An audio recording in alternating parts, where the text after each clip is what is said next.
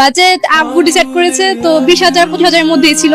আব্বু নিজে যেমন কখনো আগে কিনে না, আগে আমারটা, তারপর আমার বড় ভাই বোনেরটা, তারপর আম্মুটা, তারপর যদি টাকা বাঁচে তাহলে আব্বু নিজেরটা করে।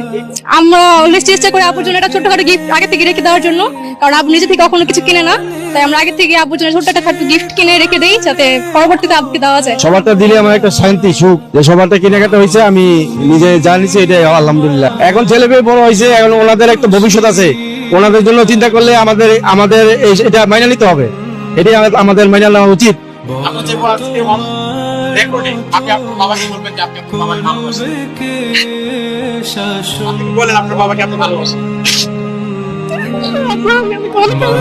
তুমি আমার বেঁচে থাকার কারণ।